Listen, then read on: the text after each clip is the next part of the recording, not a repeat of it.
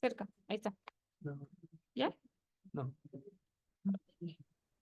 Te estoy viendo a ti, Ale, no tu presentación. Eso, Ahorita. va.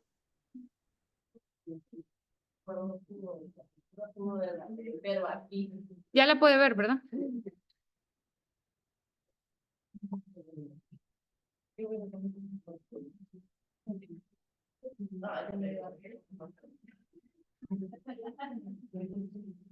Ay, no sé.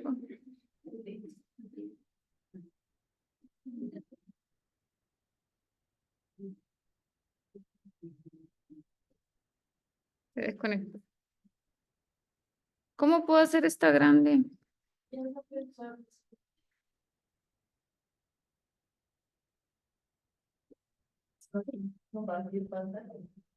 No, es que ya está, ya lo estoy compartiendo, solo que me quedó chiquito esto.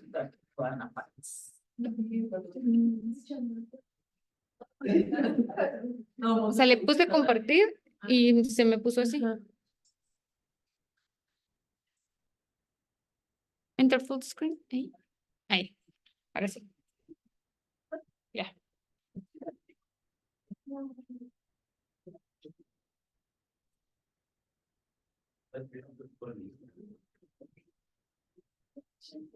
Ok. Buenos días.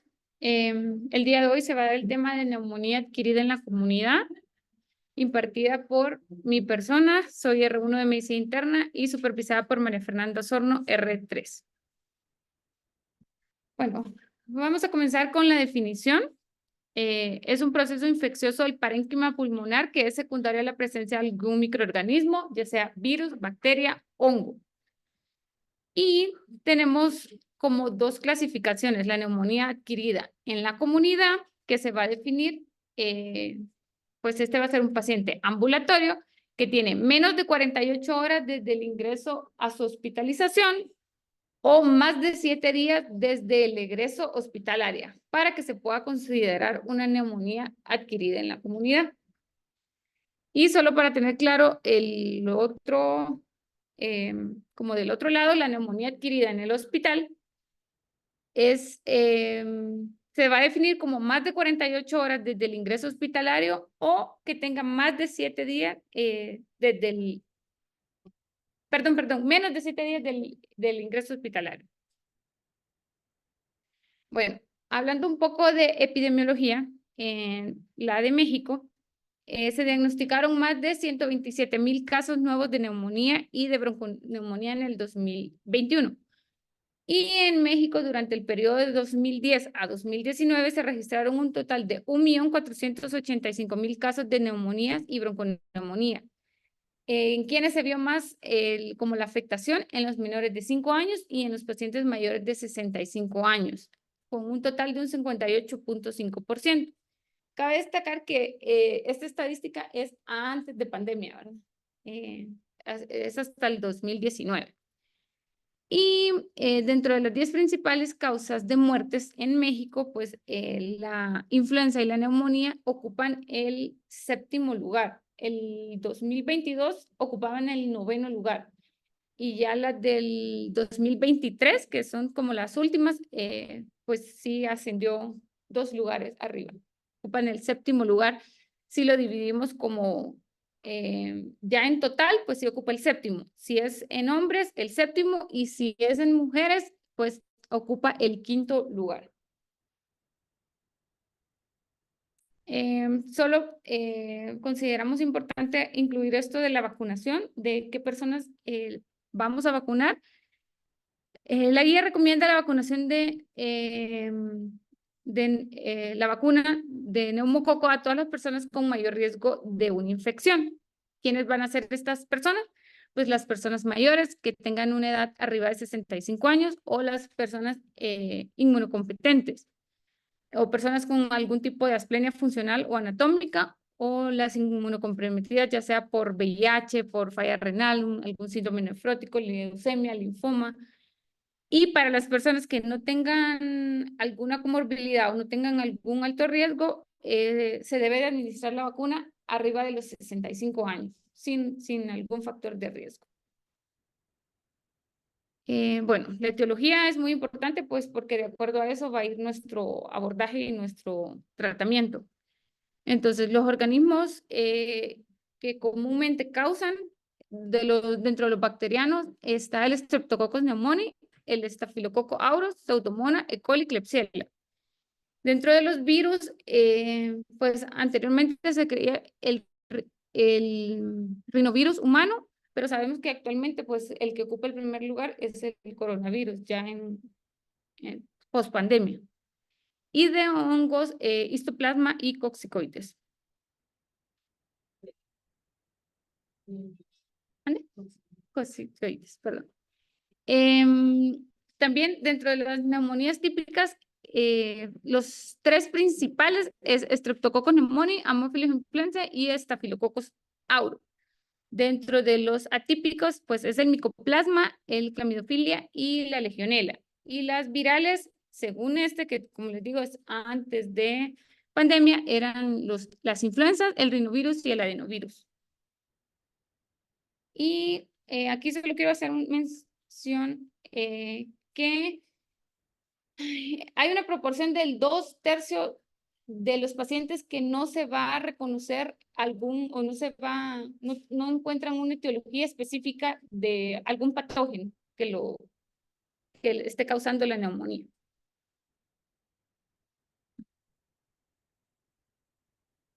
Bueno, dentro de los factores de riesgo ya específicos como para cada factores epidemiológicos para cada tipo de microorganismo, pues para los estreptococos pneumoniae resistente a penicilina, vamos a encontrar más que todo en pacientes mayores a 65 años que usaron betalactámicos en los últimos 3 meses, pacientes alcohólicos o que tengan múltiples enfermedades concomitantes o múltiples comorbilidades.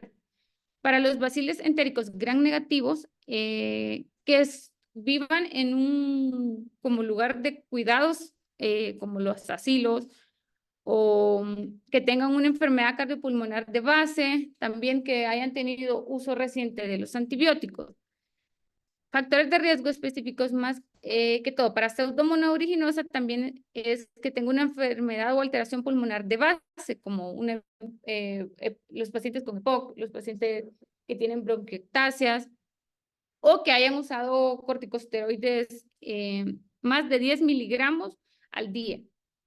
O también que hayan tenido una terapia de amplio espectro 7 días o más en el último mes. O sea, que su duración haya sido de 7 días o más en el último mes. Para Staphylococcus aureus, pues una enfermedad renal crónica en hemodiálisis. Son pacientes que han tenido abuso de drogas IV o una infección previa por influenza. La legionela la vamos a encontrar más que todo en pacientes fumadores y la podemos sospechar también en pacientes jóvenes o que tengan síntomas gastrointestinales y neurológicos añadidos al cuadro. Y más adelante hablo de esto también, de los factores de riesgo para el estafilococo resistente a ampicilinas y para mayor riesgo a Pseudomonas, que menciona la guía, que es el aislamiento previo en menor a 1 año, o sea, que se haya aislado Pseudomonas, y hospitalizaciones recientes menor de, ¿mande? Pseudomonas. Ah, sí, me faltó la S. Pseudomonas, hospitalizaciones recientes menos de 90 días o que hayan recibido antibioterapia también menor a 90 días o también de acuerdo a si en el lugar donde están hay epidemiología conocida de ese organismo. Bueno, hablando un poco de la fisiopatología, pues no voy a profundizar tanto, sino que las bacterias o virus van a alcanzar los espacios alveolares porque vencieron los mecanismos de defensa, que son los cornetes y las vibrisas, y el segundo mecanismo de defensa, que son el epitelio bronquial. Entonces, cuando el microorganismo vence estos como mecanismos de defensa, pues se alojan en los espacios alveolares. Ahí se van a multiplicar y se diseminan en los lóbulos. Ahí se encuentran los macrófagos, pero cuando ya estos microorganismos rebasan la respuesta o la capacidad de los macrófagos para poderlos eliminar, ya se va a manifestar como tal una neumonía. Y aquí es donde ocurre una respuesta inflamatoria que interviene en lo que es la interleucina 1 y el factor de necrosis tumoral, que son los principalmente responsables de toda esta inflamación. Hay un aumento de la permeabilidad, que aquí es donde se produce un exudado adenomatoso y el líquido intravascular pasa al espacio alveolar. Los macrófagos van a liberar la interleucina 8. La interleucina 8 por quimiotaxis trae la proliferación de neutrófilos. Entonces, todo esto nos va a llevar a la leucocitosis periférica, que es lo que nos aumenta pues, las secreciones y es lo que vamos a encontrar en la neumonía, en los alveolos. Dentro de la histopatología, lo que ocurre, como dijimos, hay un edema y un exudado proteínico y pues es donde se alojan todas las bacterias en el alveolo. Luego existe una hepatización roja, que es donde hay un aumento de los eritrocitos, ahí están los leucocitos, las bacterias, y luego pasa a una hepatización gris, que aquí simplemente es donde ocurre la lisis y la degradación de todos esos leucocitos en la hepatización roja. Y aquí ya es más que todo neutrófilos. Y la última fase, que es la fase de resolución, ya aquí solo hay macrófagos y se eliminan restos de neutrófilos, bacterias y fibrinas y cede la inflamación. Pero esto es importante recalcarlo porque en la rayos X nosotros vamos a ver, o sea, podemos tomar una rayos X posterior al cuadro y todavía podemos ver cambios, porque más o menos se tardan 4 a 5 semanas en desaparecer en una rayos X.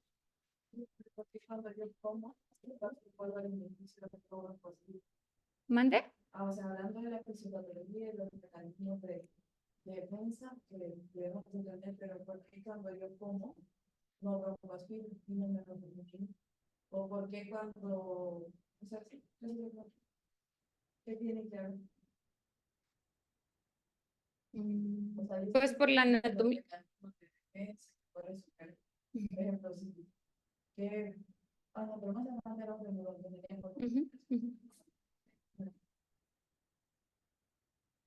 Ok. Bueno, dentro del cuadro clínico hay ciertos síntomas o signos característicos que son específicos, como la temperatura mayor a 30, tiene una especificidad mayor al 80%, la temperatura mayor a 38, la frecuencia cardíaca mayor a 100, los estertores y la reducción de las vibraciones. Y pues como la presentación no específica, pero comúnmente que se presenta, pues es la fiebre, la tos,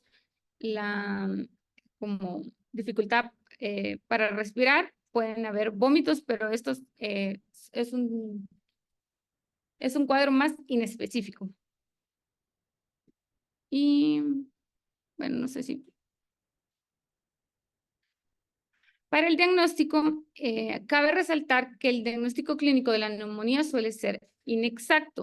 Tiene una sensibilidad general que oscila entre el 70 y el 90% y una especificidad que oscila entre el 40 y el 70%. Pero según la guía ITSA, para definirnos una neumonía, el paciente tiene que tener signos y síntomas sugestivos, o sea, una clínica, más imágenes sugestivas del proceso neumónico en imagen, ya sea por una radiografía de tórax, por una tomografía o por un ultrasonido o una ecografía pulmonar, pero que tenga síntomas o un síndrome clínico compatible. Bueno, también la guía la clasifica de acuerdo como a la gravedad, como leve o grave. Entonces, para poderlo considerar como una neumonía grave, tiene que tener un criterio mayor o tener 3 criterios menores. Pues los criterios mayores es ya con choque séptico, con necesidad de vasopresores, pues ya se considera una neumonía grave.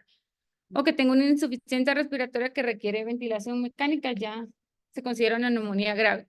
O los criterios menores que estos se parecen a los o son similares a los de síndrome de respuesta inflamatoria sistémica, que tenga una frecuencia respiratoria mayor a 30, una relación PAFI menor a 250, que tenga infiltrados en multilobulares, que tenga alteración del estado de conciencia, confusión, desorientación, uremia, leucopenia, trombocitopenia, hipotermia e hipotensión. También, pues, ¿a qué personas le vamos a realizar cultivos? O el gram de esputo o los hemocultivos. Entonces, la guía mencionaba que no están indicados, por ejemplo, a todos los pacientes que vamos a tratar de manera ambulatoria, solo a los pacientes que tengan una neumonía grave. Esta es una recomendación fuerte con una evidencia baja, o que reciben tratamiento antimicrobiano empírico para estafilococos resistentes o pseudomonas aeruginosa, o que tengan un antecedente de infección por los SARM o los Pseudomonas aeruginosa, especialmente aquellos con una infección previa del tracto respiratorio, aunque esta es una recomendación débil y de muy baja calidad. O que tengan un antecedente de hospitalización y una terapia antimicrobiana en los últimos 90 días.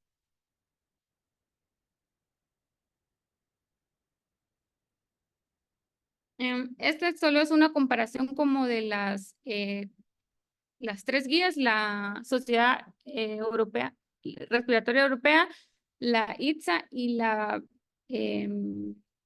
Sociedad Torácica Británica, que aquí son como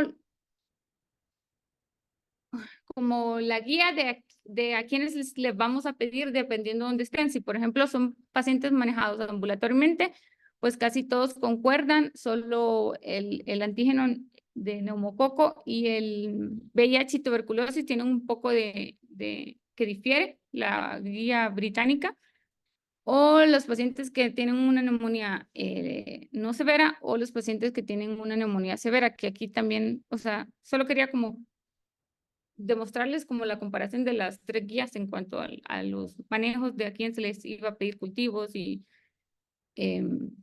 serologías. Ok, entonces, ¿qué vamos a ver en las radiografías? Entonces, en una neumonía típica, generalmente vamos a encontrar el broncograma aéreo, que este es el término que se usa para describir, descriptivo para vías respiratorias llenas de aire dentro del parénquima pulmonar, que están parcial o completamente sin aire. Entonces, aquí en esta, no sé bueno, lo que podemos ver es esta parte de acá, y donde vemos que sí, pues hay aire y se ve su broncograma. Y de acuerdo a si son típicas o si son atípicas, pues vamos a encontrar ciertos como características en las radiografías. Por ejemplo, en las neumonías típicas, generalmente por estreptococos pneumoniae, como dijimos, estafilococos o pseudomonas, donde vamos a encontrar, es común encontrar el broncograma aéreo, las consolidaciones, podemos encontrar parches como opacificaciones, a lo que vamos como al contrario de las neumonías atípicas, que aquí ya podemos encontrar patrones reticulonodular o patrones no es común encontrar broncograma aéreo, y aquí les traje como las imágenes. Pero así se ve igual que lo veo ahí. Ok. Pues en la primera sí vemos como la consolidación en los, como en los ápices del pulmón derecho. Aquí vemos un derrame masivo. En esta pues una neumonía bilateral, las consolidaciones. Y aquí como una cavitación, se puede observar en esta. Y pues en la última, solo los, como con niveles en los lóbulos inferiores. Y las neumonías, pues atípicas, ya son patrones intersticiales. Esta segunda son de neumonías atípicas. Son patrones reticulonodulares y más que todo intersticiales. no se ve como tal una consolidación o no vemos como el broncograma aéreo. Pues en la tomografía, bueno, aquí generalmente pues porque contamos con TAC se les pide, pero en lugares donde no hay tomografías o no es de tan fácil acceso a las tomografías, generalmente se va a requerir cuando existe una discrepancia entre la sospecha clínica de la neumonía y una radiografía de tórax que esté negativa, o si sospechamos alguna complicación o en presencia de nuevas comorbilidades descompensadas, o sea, que nuestro paciente no vaya mejorando o que sospechemos que presentó alguna complicación. ¿Y qué es lo que vamos a encontrar? Pues consolidación. Y aquí traje otra, donde aquí estaba la consolidación y aquí estaba lo del broncograma. No, perdón, este es lo del vidrio despulido, como para ver los dos, comparativo. También podemos usar el ultrasonido. Entonces, en el ultrasonido, pues, esto lo vamos viendo como del superficial a profundo. Entonces, en la parte de acá, pues sería la piel, el tejido celular subcutáneo, el músculo, las costillas están por acá, y pues aquí ya está como se vería un pulmón normal. Y en esta de acá, aquí es donde vemos las líneas A que son horizontales. Y en esta pues ya podría ser ya un paciente con una neumonía, que ya encontramos las líneas B que son verticales. Y también es característico encontrar lo de la hepatización en ultrasonido. Aquí puse esta imagen para que vieran como el pulmón, cómo se ve normal, y se le llama hepatización por su similitud. Este es un pulmón normal y este es cómo se ve un hígado normal por ultrasonido. Entonces, cuando hay una neumonía, encontramos lo de la hepatización en ultrasonido, que se vería así y así. O sea, son lo mismo, hepatización. Entonces se le llama así por su similitud con el hígado, de cómo se ve el ultrasonido con el hígado. Bueno, el uso este estudio hablaba del uso de la procalcitonina en pacientes no críticos y en pacientes críticos. Entonces, por ejemplo, si tenemos una infección bacteriana incierta, vamos a utilizar el punto de corte de 0.25. Y en estas, que son en pacientes como en unidad de cuidados intensivos, pues utilizamos el punto de corte de 0.5. Entonces, por ejemplo, si tenemos una infección bacteriana incierta y tenemos una proca menor de 0.25, pues tenemos una baja probabilidad y no pareciera que fuera una infección bacteriana. Entonces nos recomiendan, pues, de acuerdo al juicio médico, y repetir pruebas para confirmar más adelante. Y si tenemos una proca mayor a 0.25, pues podríamos sospechar o tenemos una alta probabilidad y tenemos como signos o datos clínicos que sí nos sugieran que es una infección bacteriana, pues ahí sí nos recomienda iniciar el antibiótico empírico. Y esto es casi igual, solo que lo que cambia en los pacientes de unidad de cuidados intensivos es el punto de corte, como les mencionaba, de la procalcitonina. Pues en este otro estudio también comparaban el uso de la procalcitonina en infecciones virales, infecciones atípicas, infecciones bacterianas típicas, micobacterias y pues desconocido. Y lo que se observó es que casi en todas el punto de corte era de 0.5. Y en las bacterianas, pues ya se miraba que aumentaba a partir del 0.5. Entonces, por eso es que utilizamos la procalcitonina como pues una guía para una infección bacteriana. También las tenemos que hacer la clasificación y la estadificación. Pues tenemos las escalas del PSI, que esta es la que nos va a evaluar, es una mortalidad en los próximos 30 días y cómo vamos a manejar a nuestro paciente, si es en domicilio, si es hospitalizado. Entonces, por ejemplo, bueno, se evalúan, llega el paciente a urgencias, entonces vemos si es un varón de más de 50 años o mujer mayor de 60 años, pues depende de dónde nos vamos. Si no es mayor de esa edad, pues empezamos a ver si tiene comorbilidades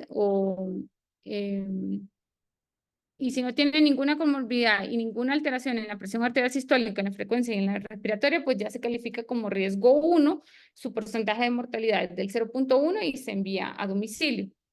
Pero si ya captamos al paciente, tiene más de 50 años en un hombre o una mujer, pues ya se evalúan las variables y las características del paciente, que la edad, las comorbilidades, pues el examen físico, las pruebas complementarias. De acuerdo a todo eso, asignamos un puntaje. Entonces, ya con la sumatoria, vemos en cuál de las tablitas queda para ver su porcentaje de mortalidad y cómo va a ser su manejo. El PCI de 1 y 2 se consideran bajos y se van a manejar en domicilio porque su mortalidad es menos del 0.6. Ya la 4 y la 5 se consideran de una mortalidad alta, ya la 4 tiene 8.2 y la quinta tiene 29.2, entonces eso ya recomiendan pues manejo en UCI. También está la escala del CURB 65, que es confusión, urea plasmática, la frecuencia respiratoria mayor a 30, la presión arterial sistólica menor a 90 y su edad mayor a 65, que también nos evalúa mortalidad en los 30 días y recomendaciones del lugar del tratamiento. Entonces, lo mismo, se hace el puntaje, se ve su mortalidad y pues de acuerdo a eso, dónde se va a manejar. También existe el Smart Cup, que esta nos ayuda para ver el riesgo de si el paciente va a necesitar vasopresores y va a necesitar ventilación mecánica, o sea, va a necesitar estar en una UCI. Entonces, Smart Cup, pues una presión sistólica menor a 90, una afectación multilobular. De acuerdo a esto, pues le vamos dando el puntaje. Si tiene albúmina menor de 3.5 es otro punto. Si tiene la frecuencia respiratoria ajustada por la edad, pues un punto de acuerdo a esto. Si menor de 50, ya mayor de 25 le damos mayor de 25 respiraciones, pues se le da un punto. Y si tiene más de 50 años, mayor de 30 respiraciones, se le da otro punto. Taquicardia es un punto y el COP, que es la confusión, el oxígeno ajustado por la edad y el pH menor a 7.35. De acuerdo a eso, pues existe lo de bajo riesgo, moderado riesgo, alto riesgo y de muy alto riesgo según el puntaje.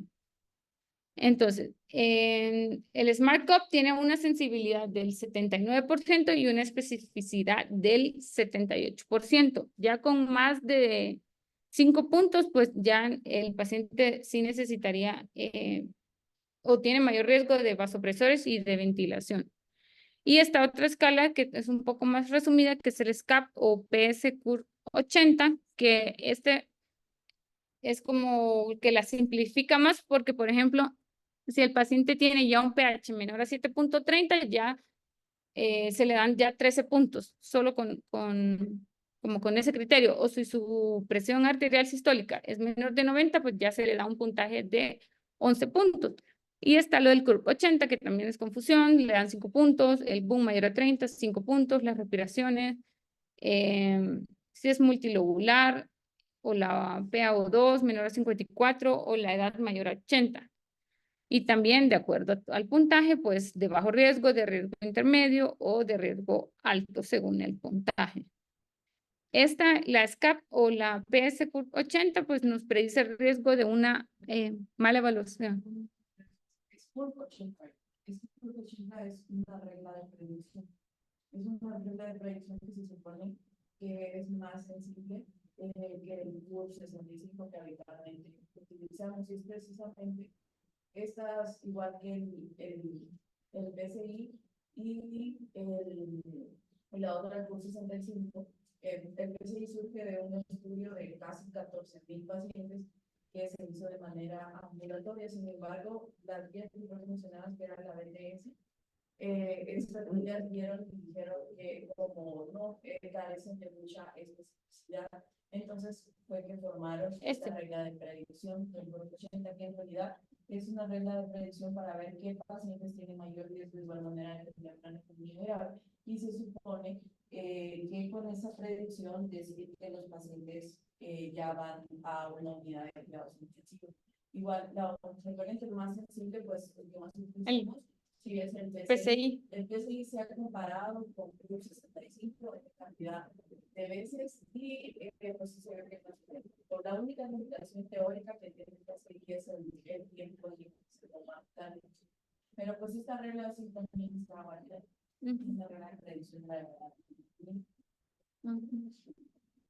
Y en esta, pues solo recordarles la de la ITSA, que ya con un criterio mayor se considera grave y con tres criterios menores. Y también, la verdad, la guía esa de la neumonía le da un nivel de evidencia entre moderado y bajo al PUL 65.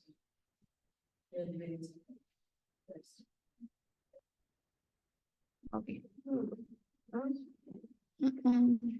Bueno, el tratamiento pues se va a dividir para pacientes que se ven ambulatoriamente y para pacientes que se ven hospitalizados, según la guía. Según la guía ITSA. El tratamiento para el paciente sin comorbilidad es amoxicilina, doxiciclina o un macrólido, ya sea citromicina o claritromicina. Y el tratamiento para pacientes con comorbilidades, pero todo esto es ambulatorio.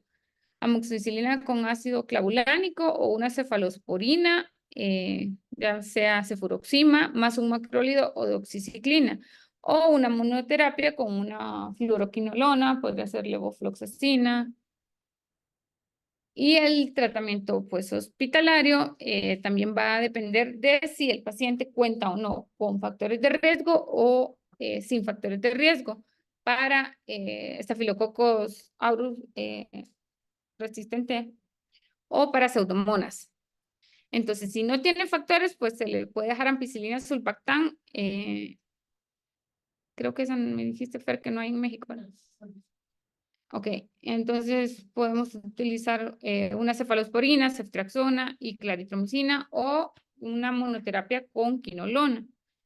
Y si el paciente tiene factores de riesgo para SARMs o pseudomonas, como recordatorio de quiénes eran los pacientes, era que se le hubiera aislado previamente en menos de un año o hospitalizaciones recientes en menos de 90 días o que haya recibido antibioterapia en menos de 90 días o por la epidemia, dependiendo del lugar donde se encuentren. Porque eso, por ejemplo, en cada hospital es importante conocer como los gérmenes más comunes de acuerdo al hospital, porque eso puede variar de un hospital a otro. Entonces, si hay riesgo de pseudomonas, pues la recomendación era piperacilina tazobactam o cefepime, y si había riesgo para SARM, vancomicina o linezolid. La guía recomendaba de 5 a 7 días la duración del tratamiento, pero había un estudio que no lo incluimos, que decía, que demostraba que realmente eso se iba evaluando según clínica y que comparaba el uso de 3 días con 15 días y no se miraba significancia o sea que de usar los 3 días a 15 días sí había evolución favorable. Bueno, según el algoritmo del PSI, pues entonces si el PSI nos da menos de 70, pues el riesgo es bajo y se puede manejar como un paciente ambulatorio. Si el PSI es de 71 a 90, pues su riesgo es moderado y manejar también ambulatorio o observarlo. Y ya con un PSI mayor a 91, pues se clasificaría como alto riesgo y ya se manejaría como un paciente hospitalizado. Y ya después se desgloban si es una neumonía grave, Si no, pues se le puede dar betalactámico más macrólido, monoterapia con fluoroquinolona o un betalactámico más doxiciclina. Y si se considera una neumonía grave, pues un betalactámico más macrólido o un betalactámico más una fluoroquinolona respiratoria. ¿Cómo se va a evaluar la respuesta al tratamiento? Pues entonces, la mayoría de todas las neumonías tienen que responder a los antibióticos empíricos en un plazo de 48 a 72 horas. Entonces, ¿qué va a pasar si un paciente no responde dentro de este periodo? Entonces, ¿qué debemos de considerar? La posibilidad de que se trate de una bacteria resistente o que se trate de un virus, o sea, porque pensamos que era una bacteria y estamos ante una neumonía viral, o que sean patógenos bacterianos inusuales, como el Mycobacterium en tuberculosis o algunos hongos, como histoplasmosis.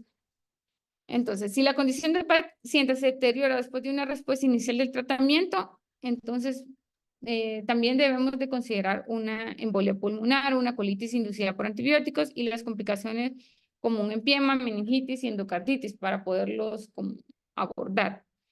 Y también debemos de considerar pues posibilidades también no infecciosas como vasculitis, neumonía por hipersensibilidad o alguna enfermedad intersticial, algún cáncer de pulmón, bueno, carcinoma de células broncoalveolares, algún linfoma o una insuficiencia cardíaca congestiva. También no debemos dejar de ir las causas no infecciosas. Y bueno, ya de la neumonía por aspiración, pues esta sí va a representar del 5 al 15% de los casos de neumonía. Esto se da por una macroaspiración del contenido orofaríngeo o gastrointestinal superior colonizado y se da por microaspiraciones de secreción orofaríngea que podrían ser normales durante el sueño en personas sanas.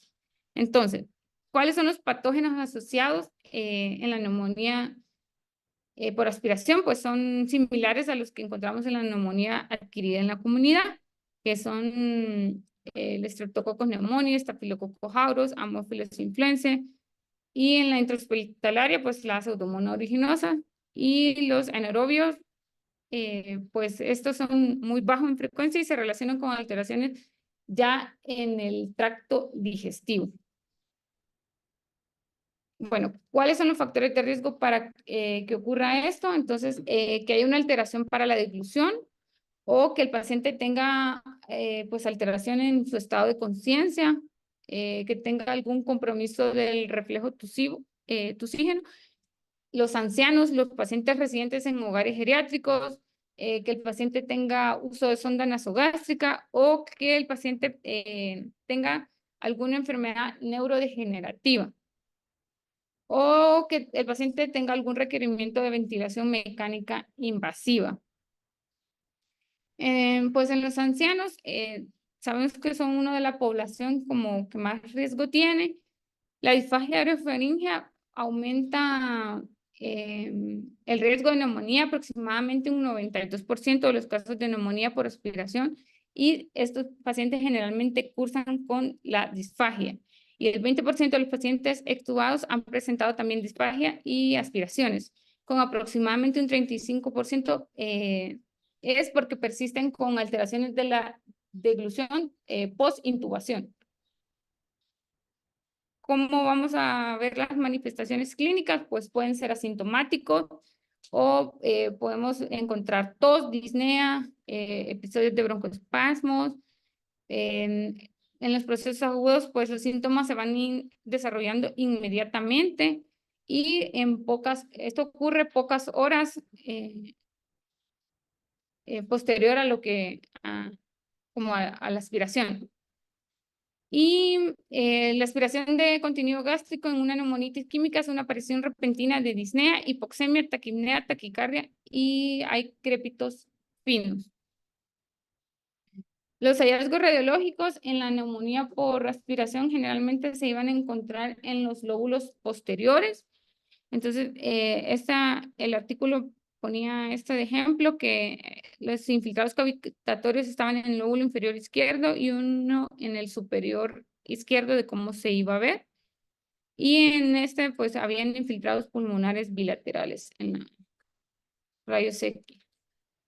En las tomografías, pues, había un infiltrado cavitatorio en el lóbulo tanto superior derecho y perdón, inferior, y en los segmentos pulmonares posteriores, que es donde más frecuentemente se van a encontrar la neumonía por aspiración. Y la selección de antibióticos va a depender del lugar pues, de adquisición, si fue un paciente ambulatorio, si fue en un hospital, o de los factores de riesgo que tenga cada paciente. O sea, se individualiza cada caso. ¿Quiénes van a también tener factores de riesgo si recibieron un tratamiento antibiótico en los últimos 90 días o una hospitalización durante al menos 5 días? Y este aparecía como un logaritmo. Entonces decía, los eventos por aspiración que incluyen neumonía, pues se dividen en adquirida en la comunidad y en adquirida en el hospital.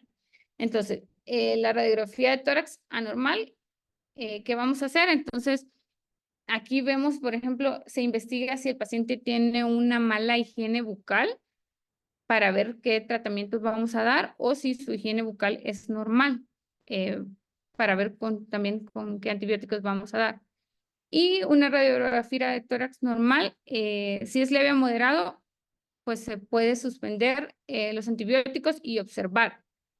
O en pacientes que ya tengan riesgos o algo, pues hay que reevaluarlos de 48 a 72 horas, considerando también otros estudios como una broncoscopía o ver alteraciones en su deglución como el abordaje. Y esto sería. Bueno,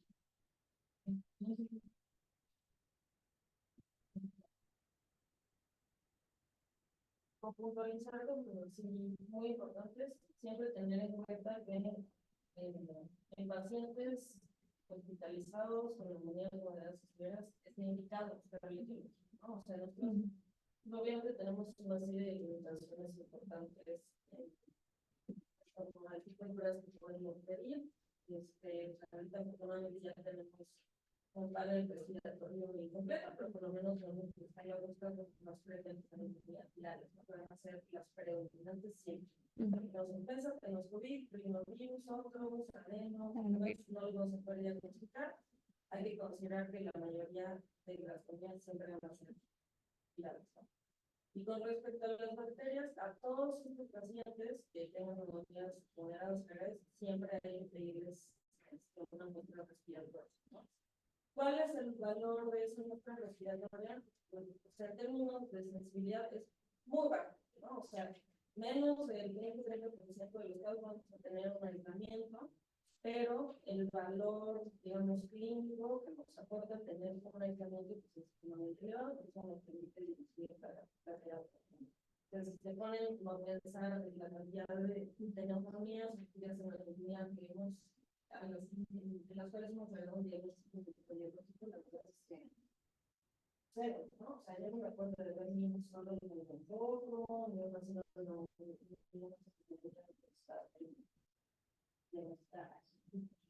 entonces, o sea, y eso tiene que ver con que no pueden los estudios y por otro lado no tenemos problemas. Entonces, o sea, eso es importante. Los homocultivos, pues lo mismo, ¿no? O sea, no vamos a tener dispositivos, por ejemplo, tenemos la continuidad pasiva, etc. Entonces, pues para estos pacientes hospitalizados, si hay que hacerlos, la guía es lo que marca, ¿no? O sea, le pone como con un nivel de recomendación alto, con un nivel de evidencia muy poco. Pero es justo por eso, porque la sensibilidad es baja, pero el valor en términos de las decisiones que podemos tomar pues es muy importante. Entonces, eso es fundamental. Luego, con respecto a los estudios de ultrasonido, hay un avance que se viene en el 2021, justo compara el valor diagnóstico que tienen muy diferentes. O sea, estudio de referencia, pues va a ser sintomografía, sensible y específica que tenemos, la radiografía un desempeño pobre, sobre todo en pacientes que están en pacientes, no tocamos en particular en la lesión preventiva, pero son estos pacientes donde tenemos una crítica inicial, siempre hay que ir con un tratamiento. Pero digamos, en general, en los pacientes normalitos, el otro que hay que considerar es el ultrasonido. Si el ultrasonido tiene una sensibilidad elevadísima, más del 95% para esta serie de hallazgos que mencionamos. Para evitar cambios especiales. Sí, justamente la neumonía, independientemente de lo que hagamos, el diagnóstico específico va a ser clínica, entonces tienes que saber bien en el inicio cuál es el síndrome de consolidación y diferenciarlo de todos los demás síndromes clínicos. Pero sí, cuando tenemos la herramienta que es ultrasonido, entonces ya estamos pensando y es cuando aplicamos los protocolos algoritmos muy sencillos que ya está establecido el protocolo Blue para el ultrasonido pulmonar. Entonces, tenemos los patrones. Después de evidenciar que está deslizando la pleura. ¿Pleura se desliza? Sí, no. Si se desliza, vas a ver las diferentes líneas A, líneas B. Usualmente en neumonía, las consolidaciones pueden ser incluso el patrón que es el AB o el C, pues en las líneas A concomitantes con las líneas B. Las líneas B, por el proceso fisiopatológico que nos mencionaste, tienden a verse por esta exudado inflamatorio intestinal. Entonces tienes una secuencia en la que puedes también no solo diagnosticar o pensar de tu neumonía, sino ver en qué etapa va evolucionando. Si tienes líneas B simples, no confluentes, puedes pensar que está iniciando el proceso exudativo. Líneas B confluentes, gruesas, el proceso exudativo es más grande, y luego después de eso, o sea, en tu siguiente escalón hacia la evolución por ultrasonido, es ya la consolidación subpleural que se ve ahí. Y justamente hay un signo, cuando ya tienes una consolidación iniciada por ultrasonido, que es el signo de Shred. O del Garre. El fragmentar. O sea, un signo de una imagen adyacente a las líneas B que se ve fragmentada. Usualmente las neumonías no están bien delimitadas. Y justamente no están bien delimitadas porque es un proceso exudativo heterogéneo, a diferencia de las atelectasias. Y entonces ahí también puedes determinar lo que tú mencionabas, muy importante, del broncograma aéreo. En ultrasonido ya no mencionas broncograma aéreo, mencionas broncograma dinámico o estático. Es una imagen que puedes ver sobre el bronquio, que tú ya estás determinando dónde está la consolidación, o la imagen sugestiva de neumonía. Y entonces, si el broncograma que ves ahí se mueve junto con el pulmón al mismo tiempo que la de respiración, ese es un broncograma dinámico, que es altamente sugestivo de neumonía. Si el broncograma es estático, el paciente respira y ese broncograma no se mueve de su posición, es un broncograma estático, altamente sugestivo de atelectasis. Es diferente. Decías dos puntos muy importantes. Y finalmente, lo que mencionaste, la hepatización. Tienes una ventana flaps donde puedes ver bien diafragma, de un lado el hígado y del otro lado tu pulmón. Si el pulmón ahí ya está consolidado, tiendes a ver la imagen que tu ecogenicidad es similar o mayor a la del hígado. ¿Vale? Esos ya son datos ya bien establecidos de neumonía. Ya cuando tienes eso, pues pasa directamente a la acción, a la intervención, haces tus escalas y tienes el tratamiento empírico recomendado por la instancia de innovación. Ya para unas consideraciones muy rápidas, porque ya sea su oportunidad de pues ya saben, ¿no? Sí creo que falta un poco abundar en la parte del diagnóstico, en realidad el diagnóstico por laboratorio, ya sabemos clínico, ya nos mencionó Brian, igual más. Ahora vamos a quizá de los temas un poquito más importantes debido a que pues a todo aquí le pueden información, ¿no? Entonces, ya saben, procalcitonina es un péptido de aminoácidos que produce en la tiroides inicialmente por estimulación de interleucina 1,6, pero lo más importante es recalcar de la procalcitonina es pues que en realidad la validación de esta es para la duración del tratamiento y cuando va a tratamiento, no como un valor pronóstico. Sí, más o menos. ¿Para se ha desescalar tratado o para de- desescalar? Para desescalar, sí, más o menos, y duración sobre todo. Sí, más o menos se ha tratado ahí de darle un valor que entre más alto tiene un valor más pronóstico en la mortalidad. Sabemos que el estudio que más validó esta parte de la procalcitonina y los niveles del punto de corte de la procalcitonina, pues es el estudio PERSHOT, ¿no? Que fue un estudio hecho en Suiza bastante grande, donde dijeron, bueno, vamos a establecer ciertos puntos de corte, de manera que llega un paciente con una procalcitonina tomada de ingreso de 0.1, creo, no hay por qué darle tratamiento antibiótico. Luego también la hicieron con mayor a 0.25 y es como si no tiene factores de riesgo, espérate y da inicio de tratamiento antibiótico si tiene mayor a 0.25, pero sin embargo recordemos que pues la procalcitonina en infecciones, las que quieran graves o no graves, no pueden encontrar, pueden no estar elevada Al en las inicio, primeras horas. De hecho, tiene un periodo de desfase de más o menos 48 a 72. ¿no? de 48 a 72 horas y se va a comenzar a elevar en las primeras 6 a 12 horas. Pero bueno, igual no está indicado, bueno, yo no he leído que esté indicado, cuando usted haya leído algo diferente, hacer curvas de procalcitonina, ¿no? O sea, no gasten recursos midiendo procalcitonina cada 24, cada 36 horas o cada que se nos ocurra.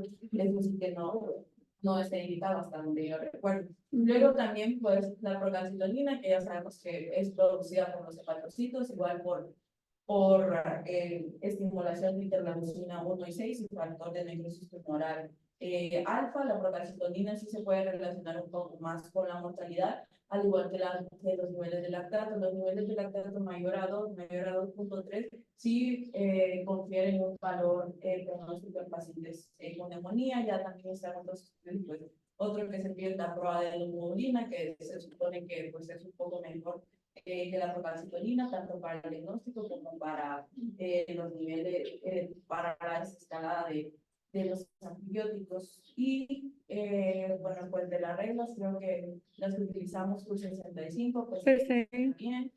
Los criterios de la neumonía grave ya mencionó y no sé qué más también. Nada más rapidísimo en las proteínas puesto en el estudio este, o sea, ese es un estudio que se hizo para contestar la pregunta si con una procalcitonina podemos distinguir entre una infección viral bacteriana y por lo tanto vale la pena iniciar el tratamiento antibiótico o no. Y ahí, o sea, lo que vieron es que sí, o sea, digamos, la diferencia entre las concentraciones de procalcitonina por causa difieren, pero, o sea, a la hora de hacer todos los análisis estadísticos y sensibilidad y demás, o sea, lo que encontraron es que en realidad tiene una muy baja sensibilidad a estos puntos de corte para hacer esta distinción. Y cuando hicieron todos los análisis de área bajo la curva, también es, o sea, son no significativos, ¿no? Entonces, o sea, la conclusión de este estudio es no se puede distinguir con estos puntos de corte entre una y otra causa, ¿no? Entonces, o sea, y eso sí es una cosa que dice muy puntualmente la INSA de 2019, ¿no? O sea, no te bases en la procalcitonina para decidir iniciar un tratamiento. Para lo que sí sirve es lo que decía Sandy, ¿no? Desescalar Es que o quitar. duración de tratamiento y desescalar o escalar son cosas distintas. O sea, escalar estamos hablando de espectro, del tipo de antibiótico, del tipo de actividad inhibitoria que estamos realizando frente a la patología en particular. Para lo que sirve la propia no es para decir, no, pues lo voy a subir o sea, de una cefalosporina a un característico. No, son cosas distintas. Se utiliza, o sea, esto lo haces si lo decides en función de la respuesta clínica, de los estudios microbiológicos que tengas, de los antibióticos. Para lo que sí sirve es para definir la duración y les utilizan en varios ensayos clínicos. Luego les puedo mandar un análisis para eso. Pero hay ensayos clínicos en los que se ha comparado la duración del tratamiento guiada por Broca para dar tratamientos acotados, ¿no? Que incluso se pueden hacer de 5 a 8 días. Incluso hasta 3. Y lo que se ha visto es que no hay una diferencia en la mortalidad cuando lo hacemos guiado por Broca sumado a la guía. Entonces, o sea, la recomendación de las guías de utilizar PCR no en el modo de curva, pero sí, al momento de definir mi tratamiento puede durar 5 días, lo voy a llevar a 7, entonces en ese momento puedes tomar un nuevo marcador, un nuevo marcador y ayudar de eso con respecto al basal y la evolución de la hipertensión del paciente. Es decir, el clínico se siente más seguro en detener antibiótico con una propensão negativa. Entonces eso da seguridad para que tú puedas detener. Y otra cosa, si podemos reducir el tiempo de antibiótico sin modificar mortalidad, la mayor o la clave o lo que ayuda mucho es reducir la resistencia antibiótica. Si yo doy más tiempo antibiótico, hago Creas más si resistencia. doy menos tiempo y la mortalidad no se modifica, reduzco el riesgo de resistencia. Sí es un marcador sumamente importante cuando lo ves a largo plazo con mucha. ¿Existen valores de corte específicos para procalcitonina en algún grupo de pacientes? Pues lo que leyera, dependiendo los ambulatorios y los de la UCI, utilizaban punto 25 y punto 5 para pacientes ya en UCI. ¿Pacientes con enfermedad hepática?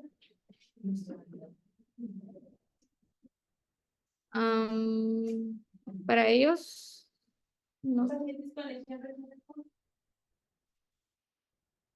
no se utiliza para...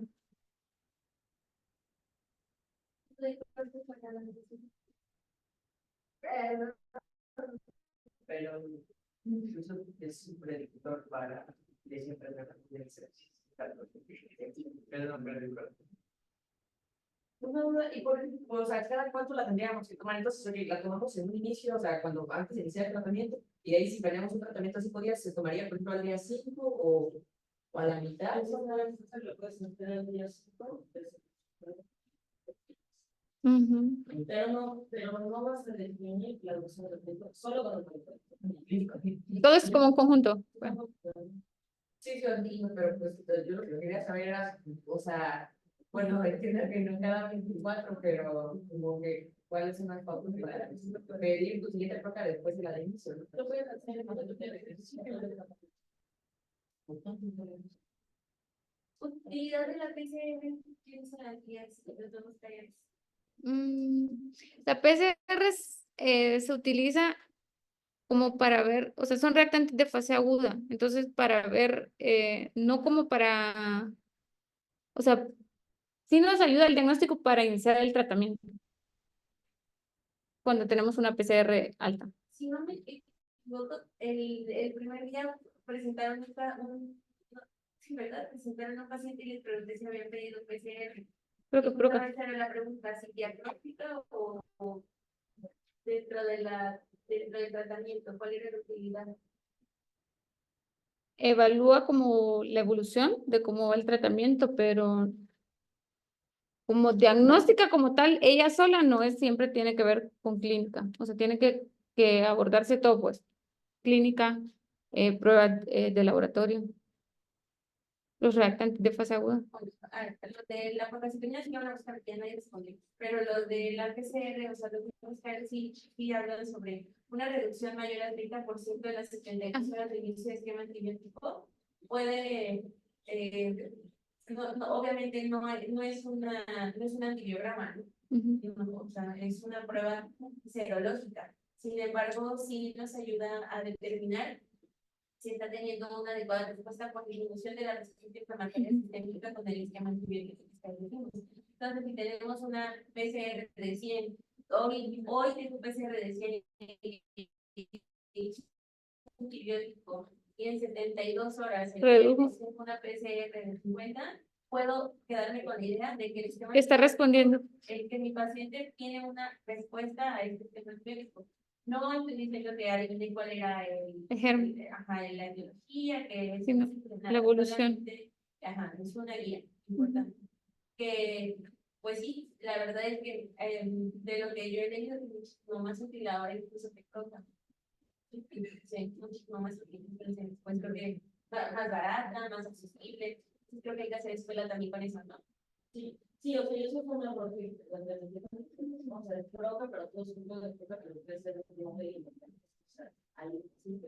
incluso la verdad es que la bronca te puede dejar igual, o sea, puede pasar un mes con broncas iguales, o el paciente está con 24.000 euros y sigue teniendo bronca de 0.01, entonces, PCR, creo que hay que hacer escuela en eso, pero tampoco no hagan culpa de PCR, ¿verdad? Porque luego tenemos PCR diarias y de 101 se fue a 100, tampoco, ¿no? Entonces, hay que ser cuidadosos. Pero bueno, Y solo algo más para agregar, algo más con las vacunas. Bueno, generalmente, bueno, hasta donde he leído hay 3 tipos que se recomiendan, ¿no? De la está la 20-valente, la 15 y 15 y 23. Si tuviéramos que vacunar, idealmente sería con la 20-valente. La vacunación es a todos los pacientes mayores de 65 años con un factor de riesgo. Lo importante de vacunar con la 20-valente es que es una sola vacuna. Es una sola vacuna una vez al año y si vacunas con la 23-valente tienes que repetirla a los 6 meses y una siguiente dosis a los 12 meses. ¿Vale? Y solo para mencionar un poquito de la parte de la neumonía por broncoaspiración. Bueno, en realidad lo que nos permite que nosotros no broncoaspiremos cada que comemos es porque, ya saben, ¿no? Las fases de dilución. Entre la fase faríngea y la fase esofágica hay un término que se menciona que es apnea de la deglución, que se supone que teóricamente nosotros hacemos una apnea en ese momento, donde a nivel central se regula inmediatamente que haya un cierre máximo de las cuerdas vocales, y que por eso pues, no broncoaspiremos. Igual en cuanto a los factores de riesgo, los que más frecuentes que deben de llevar los factores de riesgo generales para neumonía por broncoaspiración, pacientes mayores de 60 años, pacientes que hayan vivido o estén en un asilo en los últimos 90 días. De hecho, las guías de la BTS recomiendan de que a un paciente que vive en un asilo debe de revisarle los dientes por lo menos cada 3 meses. Y se supone que si tú tienes la sospecha de un paciente con neumonía por broncoaspiración, al menos en el hospital, debes de revisar los dientes una vez y después se le puede ofrecer. En cuanto a lo otro más importante, ¿no? Es la edad. La edad, ¿por qué? Porque pues ya sabemos que los pacientes adultos mayores no solo es porque el propio envejecimiento pues les va a provocar pérdida de la masa muscular y ellos producen menos saliva. Una persona normal produce como 1. O sea, producimos bastante saliva, como 1.5 litros de saliva al día. También, aparte de esta debilidad muscular, pues los pacientes ancianos tienen reducción del sentido del olfato y del gusto. Y bueno, eso en cuanto a ellos. Y el otro, pues las causas neurológicas. La enfermedad no se sabe por qué, bueno, yo no lo he leído, se supone que los pacientes que tienen demencia de Lewy es la que más se ha asociado a la neumonía por broncoaspiración. El 50% de los pacientes que van a tener un evento vascular cerebral se van a broncoaspirar. Los pacientes con enfermedad de Parkinson van a tener al menos 2 episodios de broncoaspiración durante lo largo de la vida. Otro factor de riesgo, pues todos aquellos pacientes que van a tener cáncer laringios, y o sea, más frecuentemente se usan los laringios y después los cánceres de esófago, que son pues, un poco menos frecuentes. En cuanto al tratamiento, creo que faltó agregar, porque sí la guía de la BTS hace condiciones específicas para el tratamiento de la neumonía por broncoaspiración. Todos estos pacientes se supone que una vez ingresan, recuerden también que la neumonía la neumonía asociada a ventilación mecánica se engloba dentro del espectro de neumonía por microaspiración, debido pues al mismo proceso fisiopatológico de la misma. Las consideraciones en cuanto al tratamiento, creo que estuvo bien lo que mencionaste. Estos pacientes deben de tener una meta de oxígeno dentro del mayor al 95%. Si tienen menos de eso, es complicado darle oxígeno.